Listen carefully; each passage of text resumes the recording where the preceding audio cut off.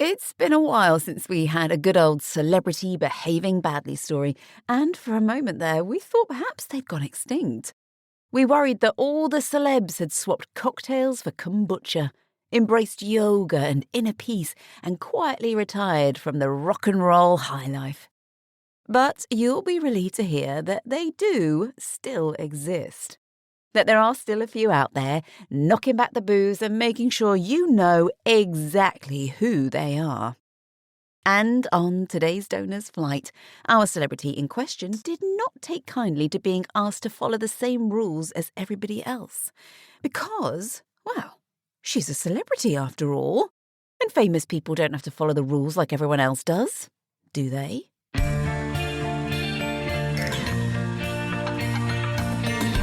Doors to armed and cross-check. Come fly, the red eye! Whoa. Welcome aboard the Red Eye. London to LA, 2024. Amy breathed in and turned sideways to let the lady pass in the stupidly narrow aisle. It was her biggest grievance with the new, supposedly improved business class seats. Yes, they looked gorgeous.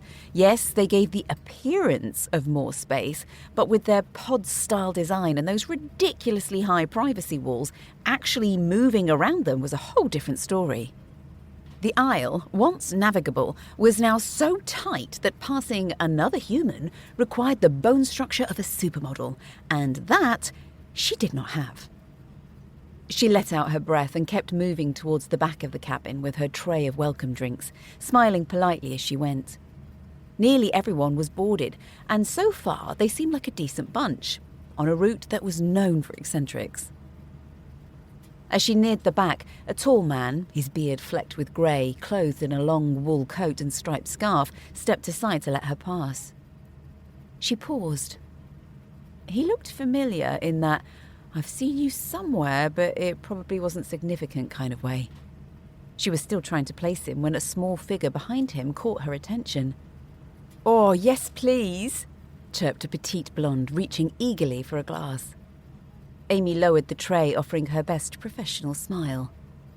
Now, the woman looked very familiar, much more so than the man, and Amy's brain started flipping through the mental flashcards of past flights, news articles, and gossip magazines.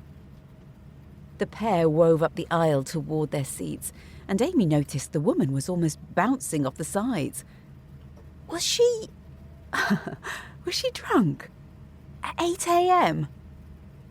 She turned up the opposite aisle, and across the cabin she saw them stop and, to her surprise, kiss. Not just a polite peck. Not a fond hello. Oh, no. This was a full-blown, open-mouthed, with tongues snog, right there in the middle of the aircraft, like they were teenagers behind the bike sheds. Only they weren't, Amy thought in horror. She was at least 40, and he, well, he had a good 20 years on her, if not more. "Ew," someone muttered behind her. Amy turned to see Imogen pulling a face. "Yep. Ew," Amy agreed, relieved when the couple finally broke apart and sank into their seats opposite each other. No one needed to witness that kind of spectacle, especially at 8 a.m. on a Sunday.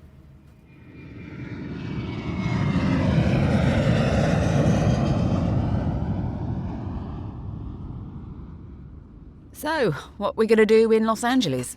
Imogen asked as they packed away the galley. "Oh, sleeping first," replied Lauren, the manager, who was perched on the jump seat scrolling through her paperwork.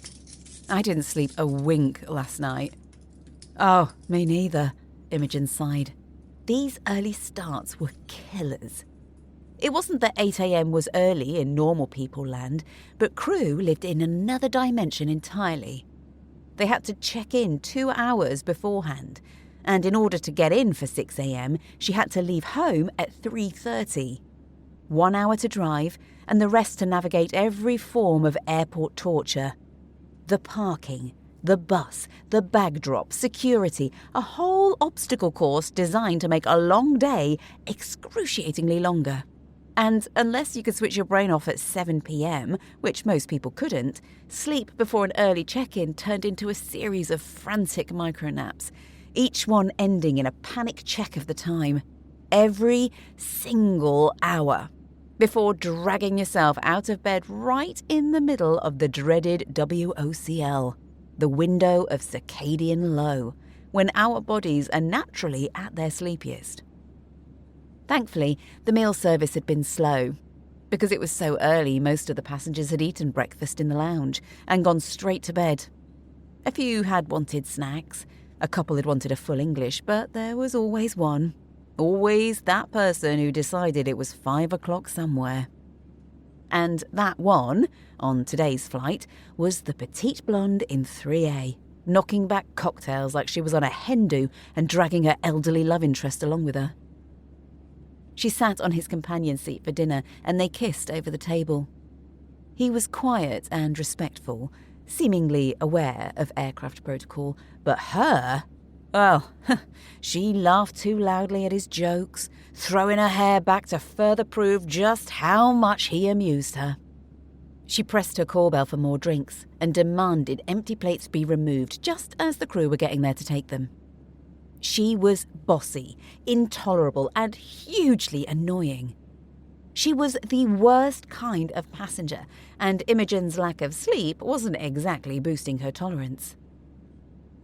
She pulled the curtain back slightly and peeked into the aisle, unsurprised to see her standing up again, leaning dramatically over the man's seat.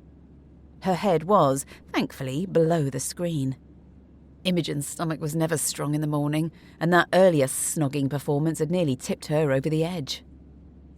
"Who is that woman?" she asked, letting the curtain fall shut. Lauren looked up. "Who?" "That blonde with the old boyfriend." Lauren frowned, confused. "Oh, you know, 3A." Imogen was mildly shocked that Lauren hadn't immediately known who she meant, then remembered she hadn't been in the business cabin during boarding or service. With so few people eating, she'd gone down the back to help out there. "She's with the guy in 3D. Lauren scrolled down the passenger list. "Oh," she murmured, spotting something. "He's platinum. I should really go and say hello." Imogen nodded. That explained why he'd seemed so familiar. As one of their most frequent flyers, she must have flown with him before. "What about her?" she asked, because she definitely knew that face too. "Huh." Lauren tapped the name on the screen. "Helen de Ciel?" She said it casually, like it meant absolutely nothing to her, but Imogen and Amy exchanged identical wide-eyed looks. "Damn," Amy said quietly. "She looks a bit different now."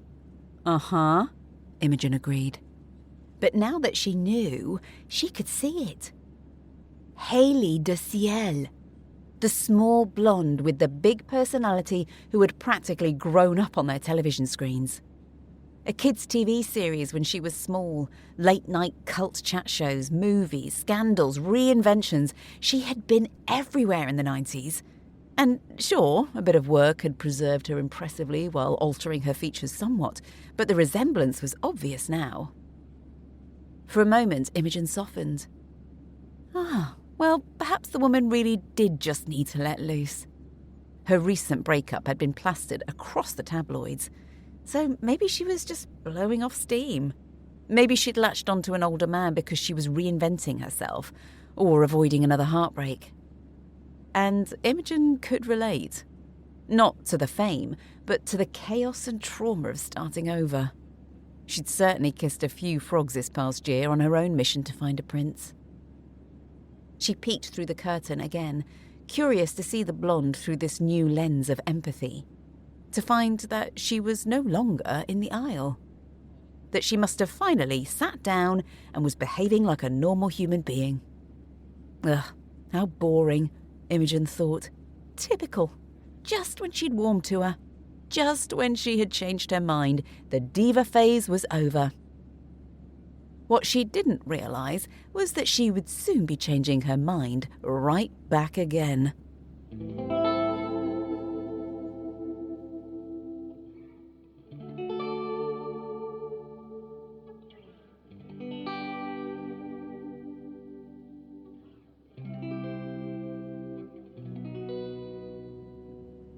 Imogen walked quickly up the aisle, keeping her eyes firmly fixed ahead, silently praying that the green lavatory light stayed green long enough for her to dart inside and gather herself after crew rest.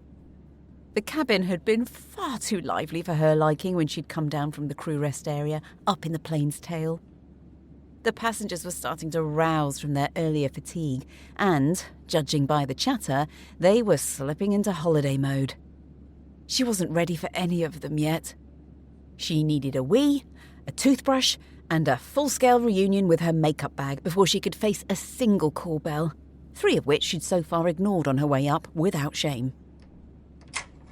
10 minutes later, she emerged, restored enough to take over so the others could escape to bed. Business class was dimmed and blissfully calmer than what she'd just passed through in economy. One perk of these single-pod seats, she thought, was that they stopped passengers befriending each other and leading one another astray. Bad news for their social lives, perhaps, but marvellous news for hers. As she walked past 3A, she slowed, surprised to see the seat was empty. Odd. She glanced across to 3D and found something even more surprising. Something that made her stop for half a second to make sure that she wasn't imagining it. Mr. Platinum was lying, fully flat in bed mode, apparently asleep. And curled into him like he was a human body pillow was Miss de Ciel. Arms wrapped around him, head on chest, entire body draped over him like she'd moved in. Imogen blinked. Once, twice, and then made a strategic decision to keep on walking before she said something she shouldn't. 3 steps later, she was in the galley, where Lauren and 2 crew were deep in conversation, blissfully unaware that such a misplaced romantic scene was unfolding just meters away. Imogen waited for a pause. Is 3A allowed to be in bed with 3D? She asked, attempting to sound neutral. She already knew the answer, but some managers differed. Some pretended not to see things, and others were sticklers for company policy. Lauren stared at her. Sorry, what? Imogen jabbed a thumb over her shoulder, nearly poking Amy, who had arrived behind her, looking rumpled and half-conscious from her rest. 3A is in bed with 3D, she repeated calmly. Oh, I just saw that, Amy added, waking up fast. And her hand was wandering down to his, She made a vague circular gesture at her own groin. Imogen stared. That had escalated quickly. Lauren's mouth dropped open. Absolutely not, she barked. Not on my flight. And with that, she marched through the curtain to break up the tryst. The crew peeked through the gap, watching as their manager interrupted the cosy cuddle and escorted Miss de Ciel back to her own seat. The scowl on the celebrity's face was plain, even from a distance. And she was saying something that they couldn't make out, but by the looks of it, Lauren was having none of it. Imogen tried briefly to imagine the woman's perspective.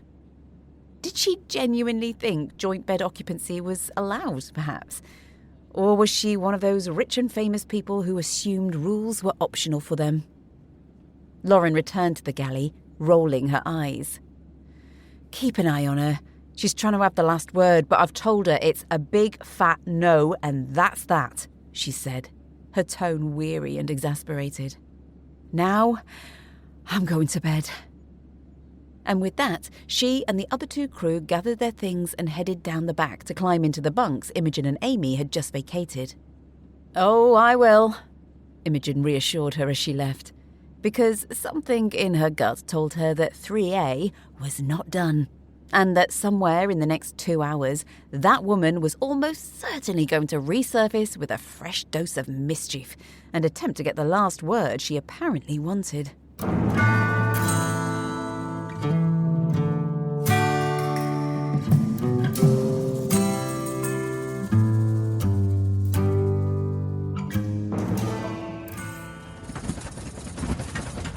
The 2 girls had not quite finished their wake-up coffees when the plane jolted, hard enough to make their knees buckle and send a sharp pull of gravity toward the floor. They grabbed the galley side to steady themselves as the bumps softened out, and both looked up when the fasten seatbelt signs pinged on. "I'll go this side," Imogen said, stepping into the left-hand aisle to check that everyone was secure. She was not surprised to find the pair curled up once more in 3D. She was, however, very surprised by the reaction she got when she politely asked the woman to return to her seat. "No."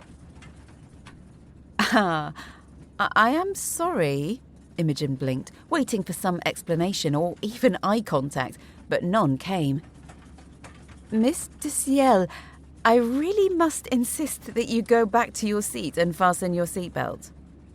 The woman kept her eyes closed and ignored her completely. Mr. Platinum gave her shoulder a light shake.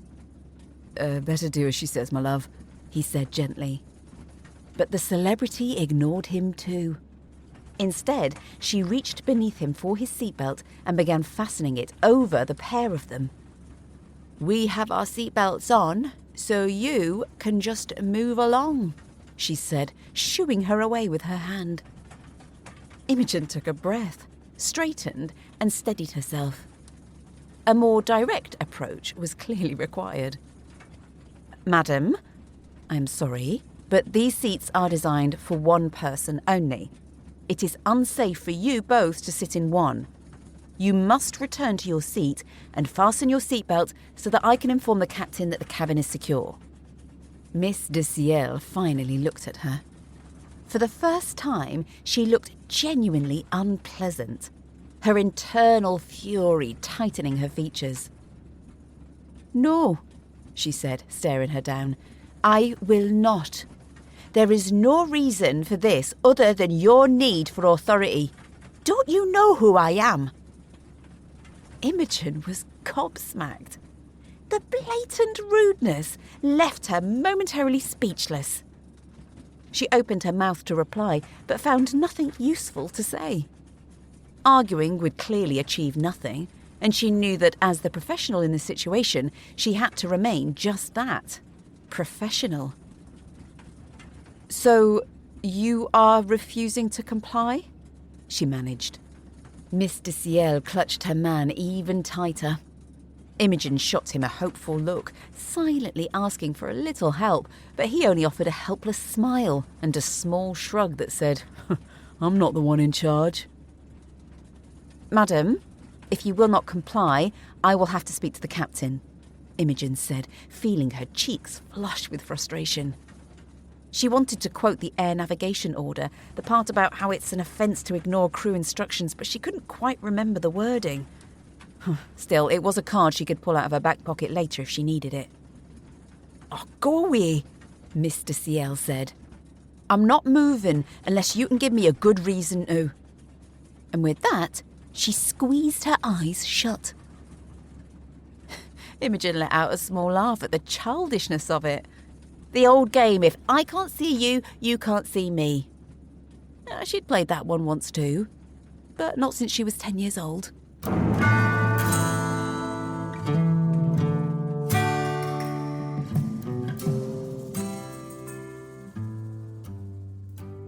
"Tell her, if she doesn't go back to her seat, then I'll come out and tell her myself," the captain said after Imogen had explained to him her problem. She couldn't help resenting how one person was making what was otherwise an easy flight much harder than it needed to be. With his words and the words from the air navigation order now confirmed and ready to quote, she returned to 3D to continue the standoff. But they fell on seemingly deaf ears, insufficient to move her. "I'll move back if you," she pointed a finger at Imogen, "can give me one good reason why." "Because, madam, like I said before, the seat is only made for one, and the captain's instructions are law," Imogen answered, perhaps a bit lamely, repeating what she'd already told her, knowing that it still wasn't enough. Miss Ciel had finally engaged, but she was far from backing down. "But there is enough room for two," she countered confidently. "So I see no reason why we can't be here together." She had a point, Imogen thought. They did fit quite snugly in there, but only because she was almost on top of him. "Well, not really," she said. "They are only designed for one person. It's to do with the weight," she tried. She wasn't good at confrontation. Never had really been good at coming up with quick answers, even when she was so clearly in the right. "But," Mr. Ciel's voice lifted to one of superiority, "I am only 50 kilos, and he is only 80. I am sure that you have passengers that weigh much more than the pair of us put together here." She raised her eyebrows in challenge, a look of triumph on her face. She'd got her, Imogen realised, but that didn't mean she was right. "Madam, the captain says you must return to your seat, so please, do so," she tried again. "Well, perhaps you can go and ask the captain why exactly we can't stay here," she said tightly. "I'll move when you people can give me a good reason why I have to." Imogen felt the hairs on her neck bristle and took a deep breath to compose herself. She said nothing, turning and heading back to the flight deck. This was way beyond her pay grade, and she knew when she needed help. It wasn't the captain who helped her, though. He had scratched his head and looked for ways to avoid a scene, not really wanting to make a fool of himself in the aisle either. No one wanted to argue with passengers, especially high-profile ones with sassy comebacks and an appetite for arguing. Not ones who refused to do something just because you said so, and had such a need to get the final word. No, they all realised together. The only way to win this fight was to give her what she was asking for. "We need facts," Imogen said. No one liked being read the riot act with policies, especially Mr. Ciel, and if they were ever going to win this battle, then they needed to give her something she couldn't argue with. So they ACAST Ops, which is messaging them from the sky, who in turn contacted engineering, and, after a stretch of waiting in which Mr. Ciel stayed stubbornly put, a 10-line message finally came back, printing off the telex machine in the flight deck with a slow clatter. The captain tore the strip of paper free and scanned it, a smirk tugging at his mouth. "Well, she asked for the reason," he said, handing it to Imogen. "Now she has it." Imogen read it carefully. Her sleepy mind drifted over the dense paragraphs, the technical language, the load calculations, the references to structural tolerances and certification requirements. Even half awake, she could see how thorough it was. Engineering had clearly enjoyed themselves. She smirked too, finally feeling an unexpected surge of satisfaction as she stepped out of the flight deck with the final words in this standoff held firmly in her hand. "Mr. Ciel," she said, adopting her clearest and most professional tone, "since you wanted to know exactly why you cannot remain in this seat, we requested a detailed explanation from our engineers for you." She offered the paper to her and waited. Mr. Ciel snatched it without looking up, her expression already set with irritation. Imogen watched her eyes travel down the page, watched the slow furrowing of her Botoxed brow as she reached line after line that she could not argue with or probably even understand. This time, Mr. Ciel said nothing. No sharp retort, no clever comeback, no dismissive flick of the hand. She simply stared at the paper, beaten by facts she could not twist. "Now, I really must insist that you return to your seat," Imogen said gently, gesturing with her hand across to 3A. Without meeting her eye, Mr. Ciel pushed herself upright. The defeat was written in the tight set of her jaw and the way she clutched her designer wrap as though it might restore her dignity. Her celebrity ego had taken a hard hit, and she crossed the aisle and dropped into her own seat with a thud. And there she stayed for the rest of the flight, silent and securely strapped in, her earlier bravado gone, Any trouble while I was gone? Lauren asked when she stepped back into the galley sometime later, still stretching out the last few minutes of her rest. No, nothing I couldn't handle, Imogen said with a small, satisfied smile. Any more trouble from 3A? Imogen's grin widened. Well, she tried, but we got the last words. She held up the folded telex like a trophy. All 10 lines of them in their confusing, technical glory.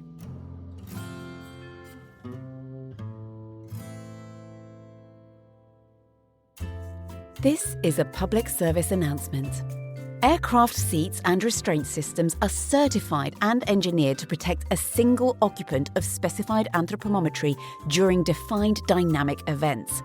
The required dynamic tests include a 16G longitudinal sled test and head injury criterion limits. Sharing one seat and one belt changes the occupant mass, centre of gravity, belt geometry and load path in ways that were not tested or approved. Therefore, the seat restraint cannot be relied on to protect either person in turbulence or an emergency event. A lap belt is effective because it engages the pelvis and restrains the pelvis. So the torso, shoulder belt and seat structure control head and chest motion. If the lap belt moves up onto the soft abdomen, or if the belt does not engage the pelvis uniformly, abdominal and spinal injury risk increases. 2 occupants sharing one belt will change the belt path, local belt angle and relative pelvis positions, potentially leading to injury. So there you go. Suck it up, buttercup. The Red Eye podcast is written by Kaylie Kay, narrated and produced by me, Ali Murphy. These stories are based on true events, but certain details, characters, and timelines have been altered to protect the innocent. Visit our website, theredeyepod.com, to subscribe to our newsletter and to find out details on how you can contribute your story for us to turn into an episode. If you enjoyed listening to our stories, please like, subscribe, and review. Thank you.